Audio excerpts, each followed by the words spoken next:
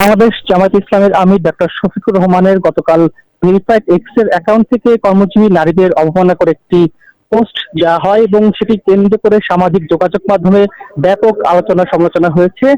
তবে সকালে এর প্রতিবাদে ঢাকা বিশ্ববিদ্যালয়ে বিক্ষোভ করেছে ছাত্রদল।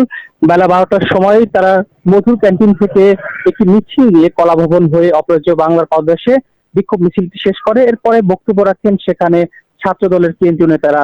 তারা বলেন নারীদের কাছে জামায়াত আমির ডক্টর শফিকুর রহমানকে ক্ষমা চাইতে হবে এবং যদি তিনি সে কাজটি না করেন সেক্ষেত্রে তারা বৃহৎ কর্মসূচি দিবেন।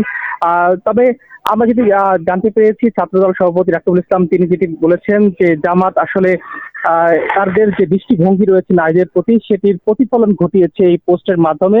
এছাড়া এখানে ঢাকা বিশ্ববিদ্যালয়ের ছাত্রছাত্রীরা এবং ঢাকা বিশ্ববিদ্যালয়ের যে ছাত্র দল রয়েছে তারাও কিন্তু এখানে অংশগ্রহণ করেছেন এবং তাদের সবারই আসলে একটাই কথা যে জামাত আমিরকে নিঃশর্তে ক্ষমা চাইতে হবে। তবে জামাত থেকে দাবি করা হচ্ছে তার অ্যাকাউন্টে আসলে হ্যাক করা হয়েছিল। তবে সে বিষয়ে আরেকটি কথা বলেছে যে আল জাজিরাকে দেয়া যে বক্তব্য দিয়েছে জামাত আমির তার এক্সটেনশন হলো এই এক্স এর পোস্ট। তবে তার আইডি হ্যাক হয়নি বলে দাবি করেছে ছাত্রদল। তবে তারা আসলে বৃহৎ কর্মসূচি কি দিবে সে বিষয়টি এখনো আসলে স্পষ্ট করেনি। তবে তারা ক্ষমা চাওয়ার বিষয়টি উল্লেখ করেছে। রিতা।